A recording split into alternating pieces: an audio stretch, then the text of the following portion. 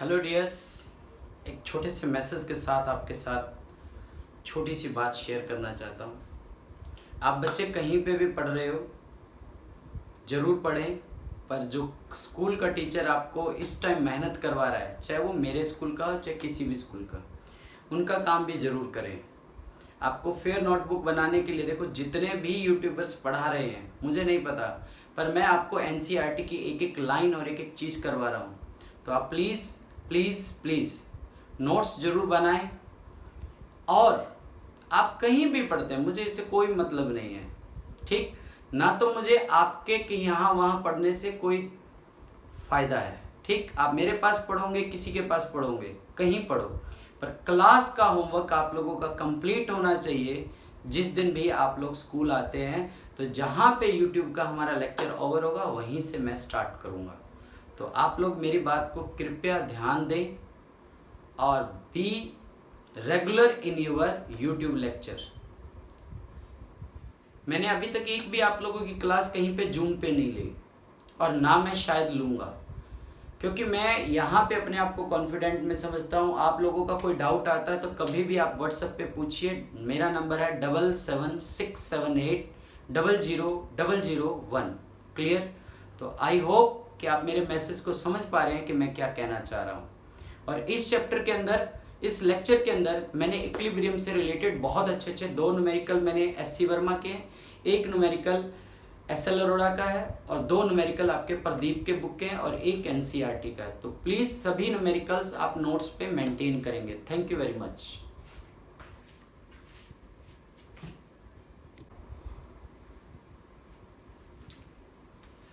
Hello बच्चों, आज हम लोग 1642 1727 के बीच की बात करेंगे। The novel man about Isaac Newton के बारे में। लास्ट चैप्टर लेक्चर के अंदर हम लोगों ने inertia and its properties and its types के बारे में डिस्कशन किया था। Inertia, the property of the object in which body can't able to change its position of rest or motion itself without using any external force। Object की 2 ही position होती है, एक rest और एक मोशन। अगर वो रेस्ट में है तो जब तक उस पर कोई एक्सटर्नल फोर्स नहीं लगेगा तब तक वो मोशन में नहीं जा सकती। क्लियर? और जब कोई बॉडी मोशन में है तो कोई एक्सटर्नल फोर्स जब तक नहीं लगेगा तब तक वो बॉडी रेस्ट में नहीं आएगी। तो गैलीलियो की थ्योरी को आगे बढ़ाने के लिए इसाक न्यूटन ने स्ट्रेट लाइन मोशन के बारे में 3 लॉज बनाए। That is Newton's law of motion. That is Newton's law of motion. अब अगर हम न्यूटन्स लॉ ऑफ मोशन की बात करें तो there are 3 laws. There are 3 laws: Newton first law, Newton second law and Newton third law। आज हमारा जो लेक्चर है वो पूरा का पूरा न्यूटन फर्स्ट लॉ, उसके डिस्कशन पॉइंट्स एंड उसके ऊपर इक्विलिब्रियम कंडीशन के हम कुछ न्यूमेरिकल्स बनाएंगे। नॉर्मल रिएक्शन के बारे में बताऊंगा, कुछ फोर्सेस के बारे में बताऊंगा। तो न्यूटन फर्स्ट लॉ क्या कहता है कि अगर एक बॉडी रेस्ट में है तो वो चाहेगी कि मैं रेस्ट में रहूं, अगर वो बॉडी मोशन में है तो वो चाहेगी कि मैं मोशन में जाऊं। कब उसे चेंज किया जा सकता है? जब तक हम उसके ऊपर कोई एक्सटर्नल फोर्स नहीं लगाते। That is Newton first law, that is inertia, that is inertia. तो हम कह सकते हैं कि इनर्शिया डायरेक्ट रिलेट टू आ Newton first law. Definition is there: every body continue in its state of rest or of uniform motion in straight line unless it is compelled by some external force to change that state। Note करें बेटे। अब वो क्या कहना चाहता है through this message? वो ये बता रहा है आपको कि एक बॉडी तब तक अपनी पोजीशन ऑफ चेंज नहीं करेगा, चाहे वो मोशन में है और चाहे वो रेस्ट में है, जब तक हम उसे किसी एक्सटर्नल फोर्स से कंपेल्ड नहीं करेंगे। नोट कर लीजिए बेटे, शाबाश।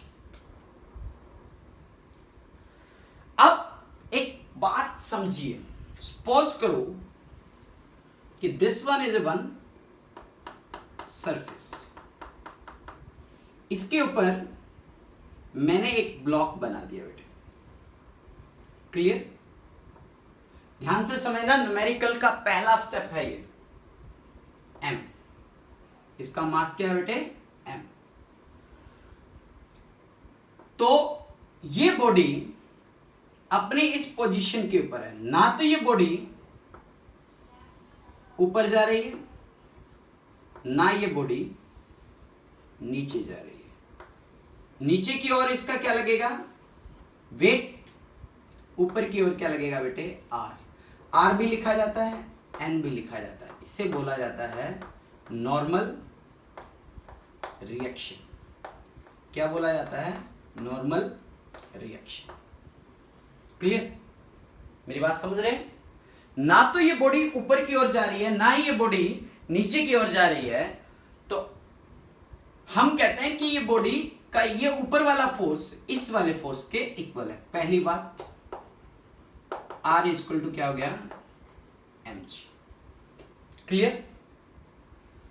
ना बॉडी इधर जा रही है, ना बॉडी इधर जा रही है, मतलब इधर लगने वाला एक फोर्स इधर लगने वाले एक फोर्स के इक्वल होगा, मतलब F1 is equal to F2।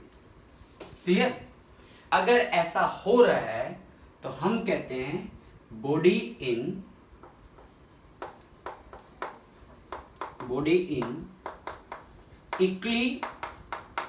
Equilibrium. Body in equilibrium. The body can't change its position of rest or motion without using any external force. That force clear source से है। तो R is equal to N, N is equal to, तो एक numerical यहीं से शुरू कर लेते हैं। सपोज करो कि मास इसका हमने क्या ले लिया बेटे? 5 kg का, और कहता है कि find normal reaction body in equilibrium condition. तो R is equal to mg। m क्या है? 5। g की वैल्यू कितनी है? 10। कितना आ जाएगा? 50 न्यूटन। R की वैल्यू कितनी हो गई? 50 न्यूटन हो गई। क्लियर? आप समझ रहे हैं मेरी बात को? नोट करो, शाबाश।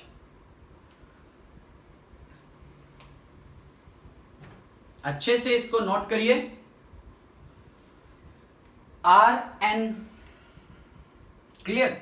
जिस जगह पे ये कांटेक्ट कर रही है बेटे, there is a contact surface, that is a contact surface. Okay, यहां तक कर लो, शाबाश। मान लो यहां पे मैंने एक ब्लॉक रखा।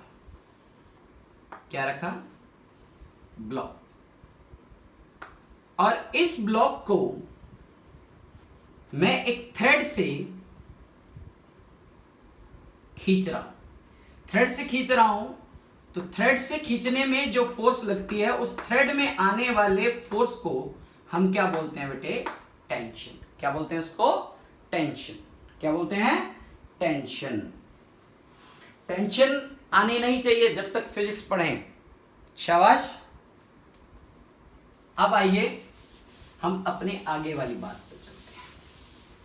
जब हम न्यूटन के फर्स्ट लॉ को पढ़ते हैं तो उसमें हम 3 बातों को डिस्कस करते हैं। कौन कौन सी? There are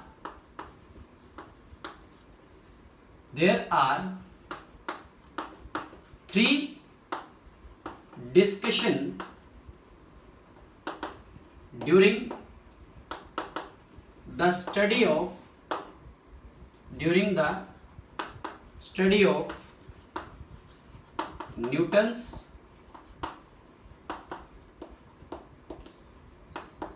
first law. Newton first law भी हम 3 बातों को पढ़ रहे हैं जब हम न्यूटन के फर्स्ट लॉ को पढ़ते हैं। Number 1, body remain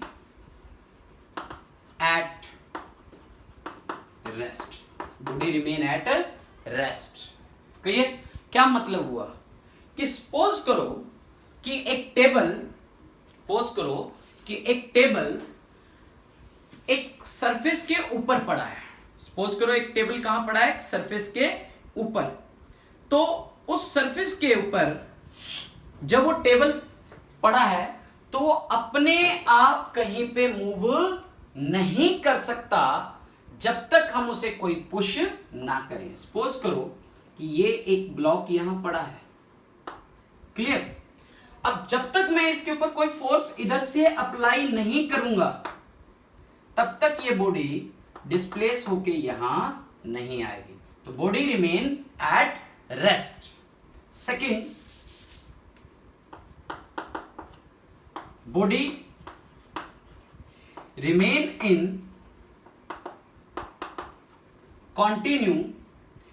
in motion continue until external force are not applied on it। जब तक हम उसके ऊपर कोई एक फोर्स नहीं लगाएंगे तब तक वो बॉडी मोशन में रहेगी। Third force, body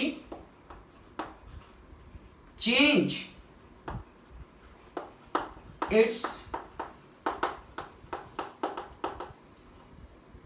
direction, body do not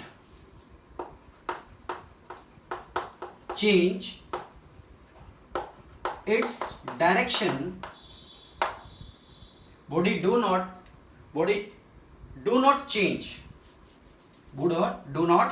change its direction। मतलब तब तक जब मान लो किसी ऑब्जेक्ट को मैं मान लो फोर्स लगा रहा हूं, ये इस साइड चल रहा है, जब तक मैं इधर वाला कोई फोर्स नहीं लगाता, इधर वाला फोर्स नहीं लगाता, तब तक ये किस लाइन में चलेगी? एक स्ट्रेट लाइन में चलेगी। That is third part of discussion. Newton के तीनों लॉ को पढ़ने के लिए आपको इन सब चीजों को पढ़ना पड़ेगा। क्लियर? नोट कर लो, शाबाश।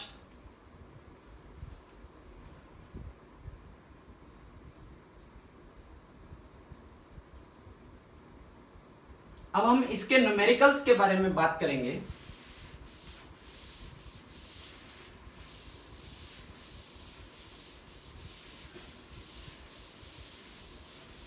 ठीक है, मैंने कहा पहला न्यूमेरिकल का बारे कि ये एक ब्लॉक है। बिल्कुल पहले स्टेप से हम बात करेंगे। ये ब्लॉक यहां है, इसका मास 5 kg है। क्लियर? मैंने कहा find its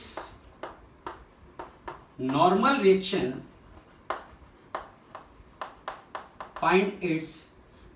reaction, when body in equilibrium.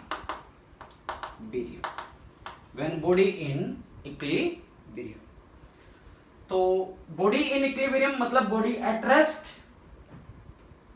At rest. तो देखिए, एफबीडी बनाना सीखिए कि मान लो ये 5 kg हो गया। 5 kg को हमने सब ऑब्जेक्ट को पॉइंट मास कंसीडर करना है। तो नीचे की ओर क्या जाएगा? बॉडी का वेट m इंटू जी। बॉडी नहीं चल रही तो ऊपर की ओर क्या आएगा बेटे? उसका नॉर्मल रिएक्शन। ऊपर की ओर क्या आएगा? Normal reaction. तो R इक्वल टू mg। अगर वो कहता है कि g की वैल्यू आप कितना ले लो?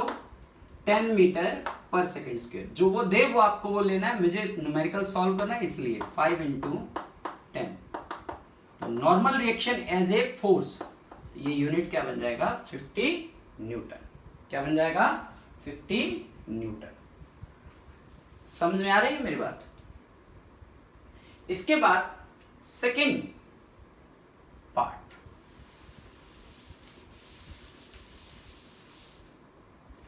Second numerical, find the normal reaction when body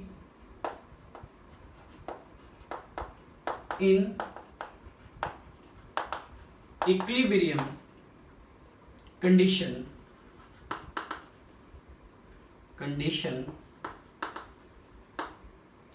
G 10 metre पर सेकेंड स्क्वायर। एक एक न्यूमेरिकल को बेटे कईयों को ये लग रहा होगा कि बड़े इजी न्यूमेरिकल हैं, इजी से हम टफ की तरफ मूव करेंगे, पर आप करो। ये वाला जो न्यूमेरिकल है डायरेक्ट एनसीईआरटी और आपके एससी वर्मा की बुक से है। ये इसके ऊपर एक ब्लॉक रख दिया मैंने, इस ब्लॉक का मास 10 kg है। क्लियर? मैंने क्या किया,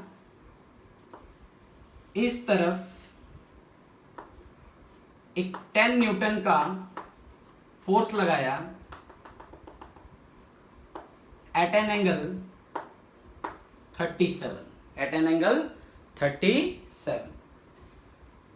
देखो वेक्टर के अंदर ये बड़ा फेमस मैंने एंगल लिया था, तो 37 का ट्रायंगल कैसा बनता है बेटे? 37 डिग्री, 3, 4, 5। अगर एक एंगल और होता है 53, 4, 3, 5। अब आपको याद होगा कि मैंने दो कंपोनेंट्स आपको कहे थे हमेशा रिजॉल्व होते हैं बेटे। अगर ये यहां से बाहर की ओर फोर्स रिजॉल्व कर रहा है तो दो कंपोनेंट, एक कंपोनेंट ये हो गया, एक कंपोनेंट ये हो गया। 10 न्यूटन का फोर्स लग रहा है बेटे, तो ये इसका हॉरिजॉन्टल कंपोनेंट, ये इसका क्या हो जाएगा बेटे?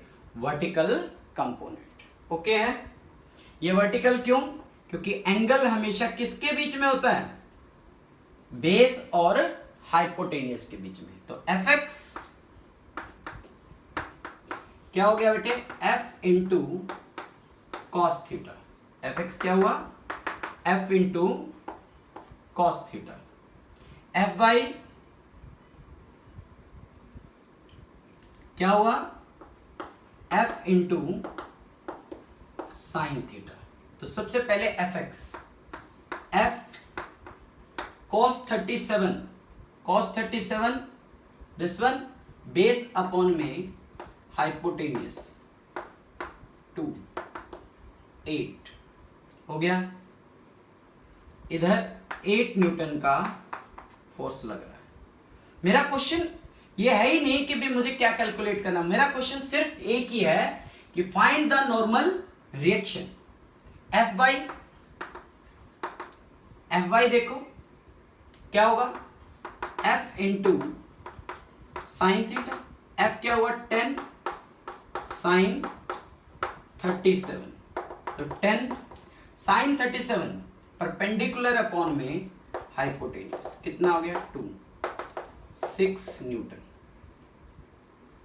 तो ऊपर की ओर कितना आ गया बेटे? 6 न्यूटन। अब आइए इसकी एफबीडी। मैंने कहा कि मास को आपको क्या कांटेक्ट में लाना है बेटा? Normal reaction. नीचे हो गया आपका mg, ऊपर क्या हुआ बेटे? Normal reaction. ओके, यहां क्या आ गया बेटे? r। ये किसका एफबीडी है? 10 kg का। ठीक है, ऊपर की ओर दो फोर्स लग रहे हैं, 6 न्यूटन और 6 न्यूटन। जब ये और ये आपस में ऊपर जा रहे हैं तो तभी ये बराबर हुआ ना। तो r plus 6 is equal to m into g, मतलब 10 इंटू 10 कितना हो गया? 100 न्यूटन। 100 न्यूटन। तो r 100 माइनस 6, तो r इज इक्वल टू कितना आ गया? 94 न्यूटन। समझ में आया? क्योंकि ये भी ऊपर की ओर और ये भी ऊपर की ओर, तो दो फोर्स आपके ऊपर की ओर लग रहे हैं और एक फोर्स नीचे की ओर। तो ये दोनों वाले ऊपर वाले ना तो इसको ऊपर जाने दे रहे, खींच पा रहे, और ना ही इसको नीचे जाने, मतलब इन दोनों का टोटल ये अकेला एक वेट हुआ कि नहीं हुआ, वो नॉर्मल रिएक्शन कितने का हो गया बेटे 94 न्यूटन। चेक कर लो 94 + 6 = 100। Note down. शाबाश कर लो।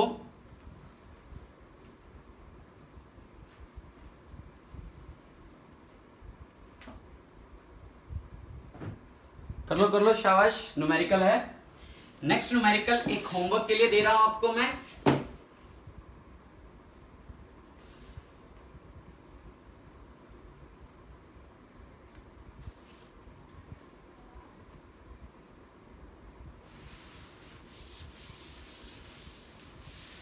और ये क्वेश्चन अगर नहीं होता तो आप मुझे डाउट सेक्शन में इसका आंसर करेंगे, ठीक है। ये एक ब्लॉक पड़ा है बेटे, उल्टा कर रहा हूं बस। 10 kg का, पहले 10 न्यूटन बाहर की ओर था, तो अब 10 न्यूटन का फोर्स कहां लगा रहे हैं हम, नीचे की ओर। एंगल कितना है, वही 37 डिग्री। आपको निकालना क्या बेटे, आर। तो बस गड़बड़ नहीं होनी चाहिए, अगर ये इधर है तो इसके ये वाले डायरेक्शन भी इधर हो जाएंगे। तो आपको क्या निकालना है बेटे, ये वाला आर निकालना है। तो आर = क्या हो जाएगा, नीचे की ओर क्या है mg, अकेला आर ऊपर है mg नीचे है, पर ये भी नीचे की ओर है, तो मतलब वेट के साथ अब कौन प्लस होगा बेटे, Fy। तो इक्वेशन आपकी बन जाएगी R = mg + Fy। वो आपका क्या हो जाएगा आंसर। इसका आंसर कैलकुलेट करके जरूर कमेंट बॉक्स में करें।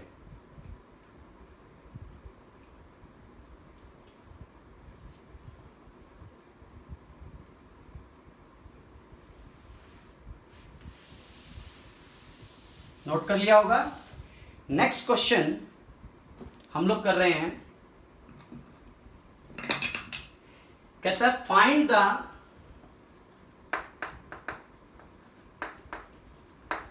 Tension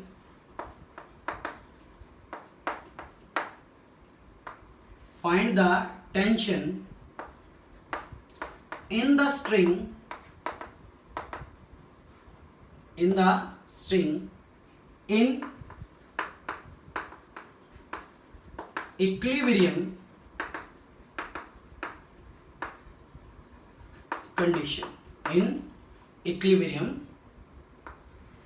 condition। अगर g कहीं चाहिए होगा तो 10 मीटर/सेकंड² के हिसाब से।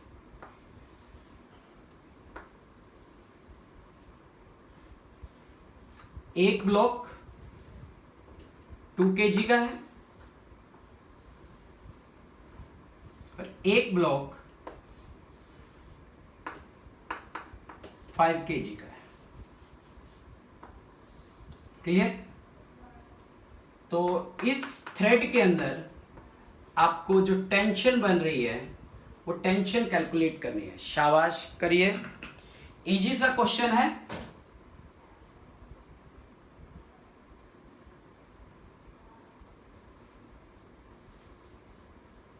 बिल्कुल इजी क्वेश्चन है बेटे, डू इट।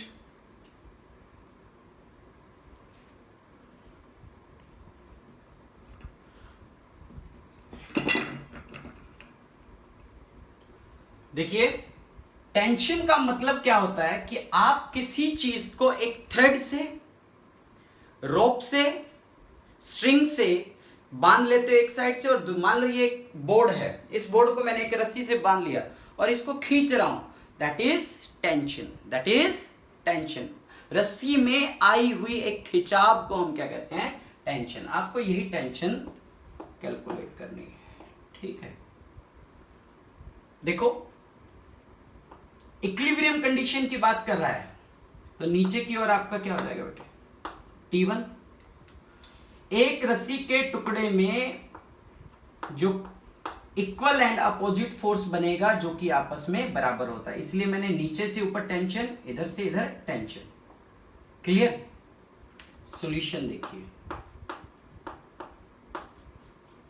सॉल्यूशन सबसे पहले आप 5 kg के ब्लॉक को पिक करें। 5 kg का ब्लॉक अगर ये पिक करते हो 5 kg, नीचे की ओर क्या है बेटा 5g, g आपका कितना है बेटे 10, कितना हो जाएगा 50 न्यूटन। ऊपर की ओर इसमें क्या बेटे T1, ऊपर की ओर कितना है T1, तो T1 इज इक्वल टू कितना आ गया आपके पास 50 न्यूटन। मतलब इधर से ये 50 न्यूटन थी, ये भी क्या हो गया आपका 50 न्यूटन हो गया। क्लियर, नोट कर लो। अब हम 2 kg के ब्लॉक के लिए बात करेंगे। 2 kg में ये किसने के लिए हो गया बेटा 5 kg का ब्लॉक टाइप। अब 2 kg का देखो, नीचे की ओर T1, एक T1 प्लस इसका भी तो वेट नीचे है, प्लस 2g, ऊपर की ओर क्या बेटा T, किसका है ये 2 kg का है, तो बनाओ T is equal to T1, T1 हो गया आपका 50, 20 प्लस 20, T1 50 प्लस 20 कितना आ गया 70 न्यूटन। समझ में आया? ये कब आ रहा है इन इक्विलिब्रियम कंडीशन। नोट कर लो बेटे, शाबाश। न्यूटन का फर्स्ट लॉ बहुत ही इजी वे से बता रहा हूं।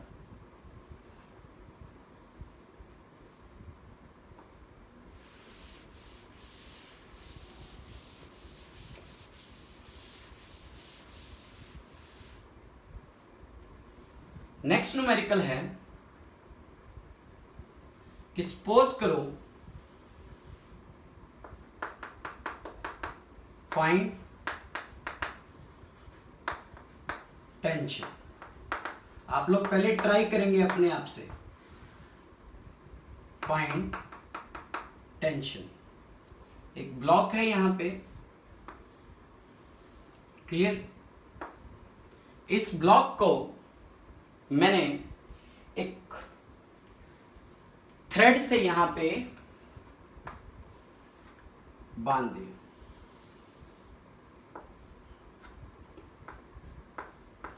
T2, और एक थ्रेड यहां दे दिया,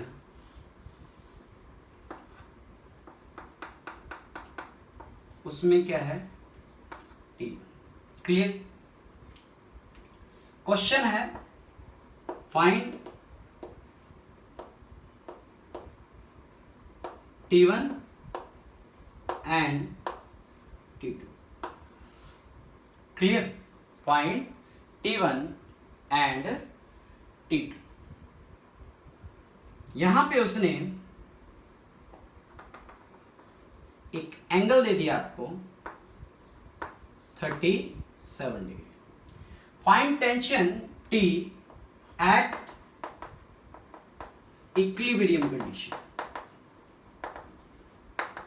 इक्विलिब्रियम कंडीशन का मतलब आप समझ रहे हो, ना बॉडी इधर जा रही है ना बॉडी इधर जा रही है, बॉडी अपनी रेस्ट पे है। और बॉडी का मास आप लोग ले लो 5 kg ले लो, चलो शाबाश करो। देखो सिंपल सी बात है कि इसके दो कंपोनेंट बना लो। बाहर की ओर जा रहा है ये, तो T2 cos 37 ओरिजेंटल, इधर T2 sin 37। ओके है, तो T2 37 कितना बन जाएगा T2 cos 37, ट्रायंगल बनाए, this one is a 37, 3, 4 and 5। T2 cos 37 base upon में hypotenuse is equal to T1। This is equation number 1। क्यों? ये इधर लग रहा है और ये इधर लग रहा है, तभी तो ये बॉडी इक्विलिब्रियम में है। ओके, 5 kg के लिए बात करें, FBD डायग्राम, FBD मतलब फ्री बॉडी डायग्राम। यहां पे देखो क्या है, ये 5 kg, नीचे की ओर कितना जा रहा है बेटे, 50 न्यूटन, ऊपर की ओर कितना जा रहा है, T2 sin 37, T2 sin 37। Okay, अब T2 sin 37 भी कैलकुलेट कर लेते हैं। T2 sin 37 3/5। ओके, मतलब नीचे की ओर इसका वेट इसके साथ, ना तो बॉडी नीचे जा रही है ना बॉडी ऊपर, मतलब ऊपर की ओर ये है और नीचे की ओर ये है। क्लियर? तो अब हमें इसको कैलकुलेट करना है, तो क्या आएगा, T2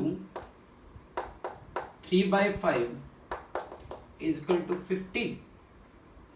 T2 3/5 is equal to 50। शाबाश, करो।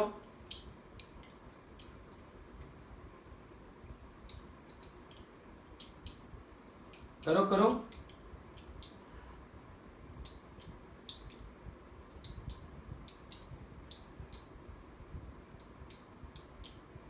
यहां से वैल्यू आ जाएगी बेटे, शाबाश। T2 की वैल्यू आएगी, T2 यहां आ गया आपका 50 इंटू 5 अपॉन में 3, तो T2 की वैल्यू आ गई 150 कैसे, 250 अपॉन में 3 न्यूटन। T2 आ गया बेटा। अब T2 की वैल्यू यहां पे लिखो, 250 अपॉन में 3 इंटू 4/5 इक्वल टू T1, कितना आ जाएगा, 50। T1 इक्वल टू क्या आ जाएगा, 200 अपॉन में 3 Newton.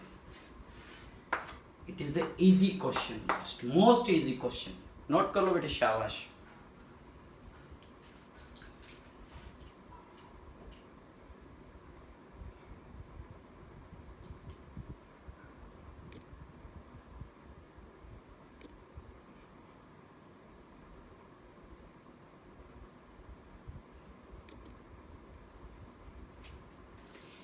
Last question of the day,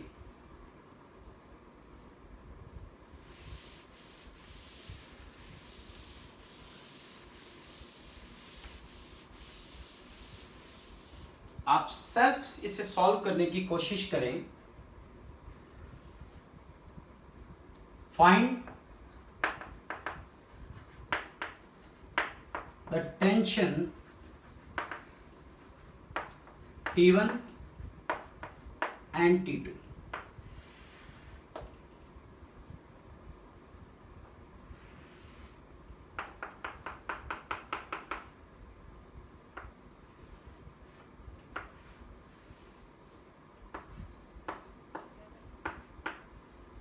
√2 kg। मैंने कहा कि एक इस तरफ से उसे T2 लग रहा है, इस तरफ से T2, इस तरफ से T1 लग रहा है। ठीक है, किस एंगल पे, 30 डिग्री, 45 डिग्री। कहता find the tension T1 and T2। बिल्कुल इजी क्वेश्चन है, करिए। लास्ट वाले में सबसे पहले find the tension in T1 and T2 at equilibrium condition, eight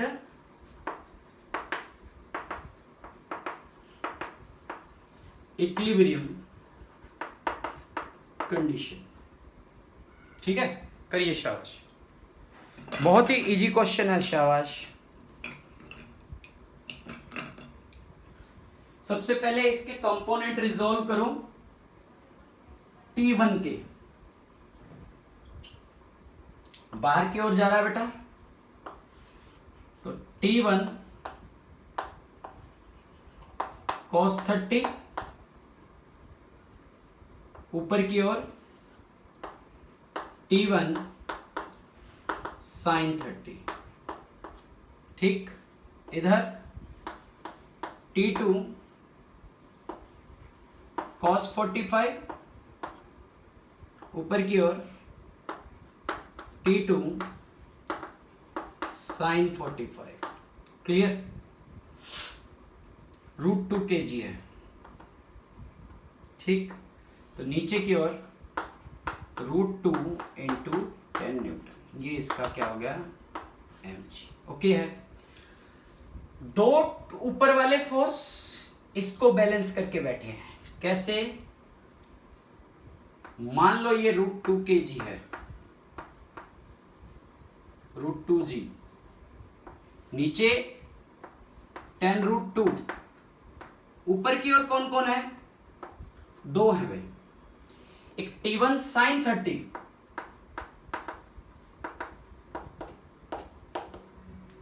एक T2 sin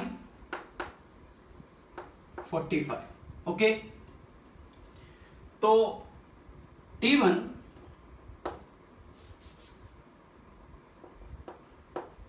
sin 30 1/2, T2 1/√2, ये दोनों मिलकर इसको बैलेंस करके बैठे हैं। एक इक्वेशन आपके पास ये आ गया, T1 sin 30 1/2, sin 45 1/√2,